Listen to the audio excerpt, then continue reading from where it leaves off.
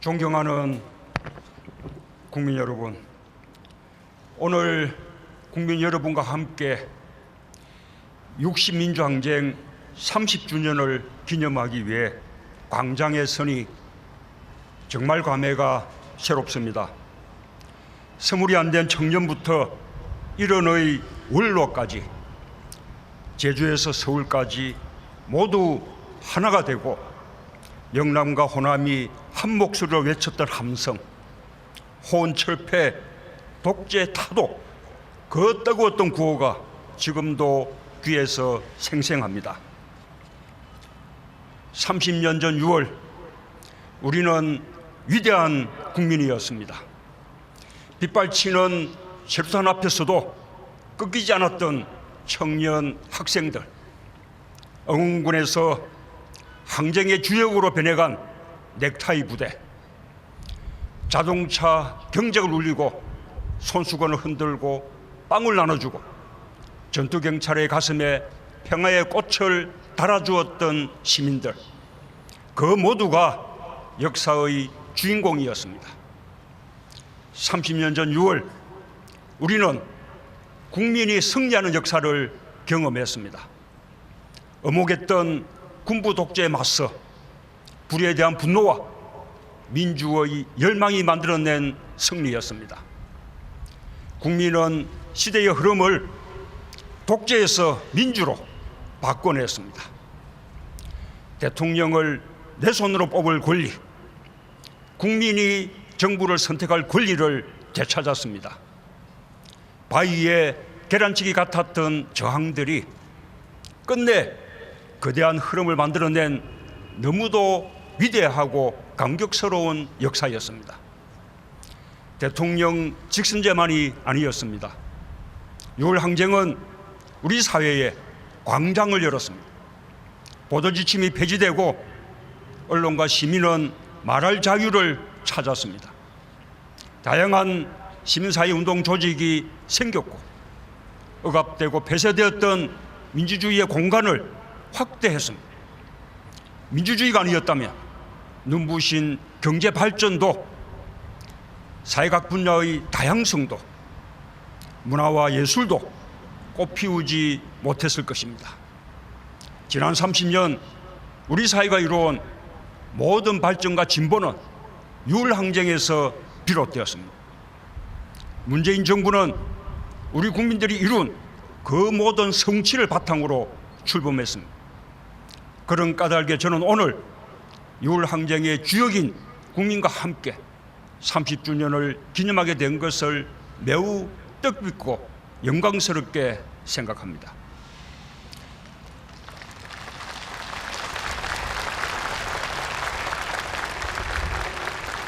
문재인 정부는 6월 항쟁의 정신 위에 서 있습니다. 임기 내내 저 문재인은 대통령이라는 직책을 가진 국민의 한 사람임을 명심하겠습니다. 역사를 바꾼 두 청년, 부산의 아들 박종철과 광주의 아들 이한열을 영원히 기억하겠습니다.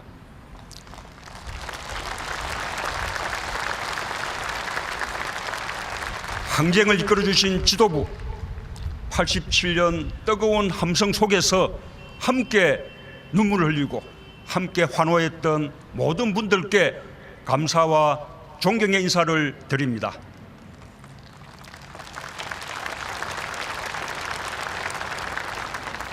존경하는 국민 여러분, 저는 오늘 세계가 경탄하는 우리의 민주주의가 우리 국민 스스로 만들어낸 것이라는 사실이 무엇보다 자랑스럽습니다. 우리나라 민주주의의 시작은 해방과 함께 바깥으로부터 주어졌습니다. 그러나 오늘 우리의 민주주의를 이만큼 키운 것은 국민들이었습니다. 그 길에 4.19가 있었고, 붐항쟁이 있었고, 5.18이 있었고, 6월 항쟁이 있었습니다. 그리고 그 길은 지난 겨울 촛불혁명으로 이어졌습니다. 촛불은 한 세대에 걸쳐 성장한 6월 항쟁이 당당하게 피운 꽃이었습니다. 우리는 6월 항쟁을 통해 주권자 국민의힘을 배웠습니다. 촛불혁명을 통해 민주공화국을 실천적으로 경험했습니다. 6월의 시민은 독재를 무너뜨렸고 촛불시민은 민주사회가 나아갈 방향과 의제를 제시했습니다. 촛불은 미완의 유월항쟁을 완성시키라는 국민의 명령이었습니다. 존경하는 국민 여러분, 우리 앞의 과제는 다시 민주주의입니다. 더 넓고 더 깊고 더 단단한 민주주의를 만들어 가야 합니다. 6월 항쟁으로 성취한 민주주의가 모든 국민의 삶에 뿌리 내리도록 해야 합니다. 민주주의가 구체적인 삶의 변화로 이어질 때 6월 항쟁은 살아있는 현재이고 미래입니다.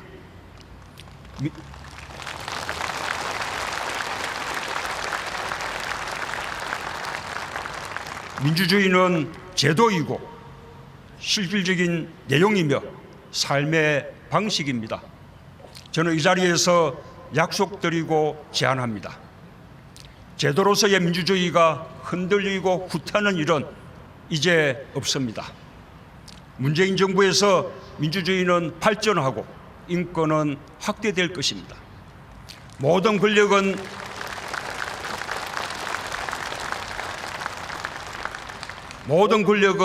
국민에게 있습니다.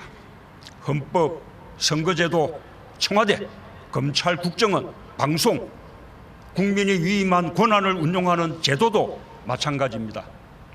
권력기관이 국민의 의사와 의지를 감시하고 왜곡하고 억압하지 않도록 만들겠습니다.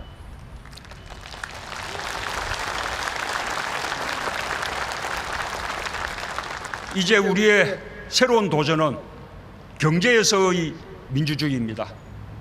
민주주의가 밥이고 밥이 민주주의가 되어야 합니다. 소득과 부의 극심한 불평등이 우리의 민주주의를 위협하고 있습니다. 일자리 위기가 근본 원인입니다. 제가 일자리 대통령이 되겠다고 거듭 말씀드리는 것은 극심한 경제적 불평등 속에서 민주주의는 형식에 지나지 않기 때문입니다. 일자리는 경제의 문제일 뿐만 아니라 민주주의의 문제입니다. 그러나 정부의 의지만으로는 어렵습니다. 우리 사회가 함께 경제 민주주의를 위한 새로운 기준을 세워야 합니다. 양보와 타협, 연대와 배려, 포용하는 민주주의로 가야 합니다. 대기업과 중소기업, 노동자, 시민사회 모두가 힘을 모아야 합니다. 6월 항쟁 30주년을 디딤돌 삼아 우리가 도약할 미래는 조금씩 양보하고 짐을 나누고 격차를 줄여가는 사회적 대타협에 있다고 저는 확신합니다.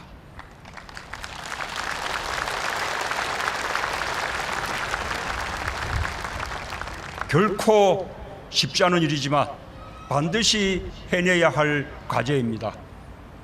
대통령과 정부가 할 수 있는 모든 노력을 다하겠습니다.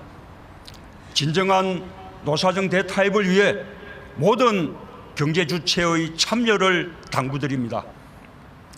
누구나 성실하게 8시간 일하면 먹고 사는 것 걱정 없어야 합니다.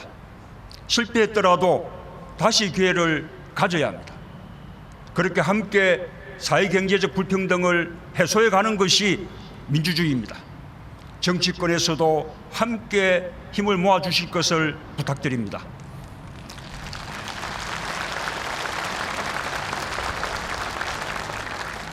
존경하는 국민 여러분, 한 가지 꼭 함께 기억하고 싶은 것이 있습니다. 6월 항쟁의 중심은 특정 계층, 특정 지역이 아니었습니다. 사제, 목사, 스님, 여성, 민주정치인, 노동자, 농민, 도시빈민, 문인, 교육자, 법조인, 문화예술인, 언론 출판인, 청년, 학생, 그 모두가 민주헌법정치 국민운동본부로 모였습니다. 전국 22개 지역에서 동시에 열린 60국민대회가 6월 26일 전국 34개 도시와 270여 곳에서 동시에 열린 민주헌법 정치를 위한 국민평화 대행진으로 확대되었습니다. 이처럼 6월 항쟁에는 계층도 없었고 변방도 없었습니다. 그래서 우리는 승리했습니다. 저도 부산에서 6월 항쟁에 참여하며 민주주의는 물처럼 흐를 때 가장 강력하다는 것을 배웠습니다. 독재에 맞섰던 87년의 청년이 2017년에 아버지가 되어 광장을 지키고 도시락을 건넸던 87년의 여고생이 2017년 두 아이의 엄마가 되어 촛불을 든 것처럼 사람에서 사람으로 이어지는 민주주의는 흔들리지 않습니다. 정치와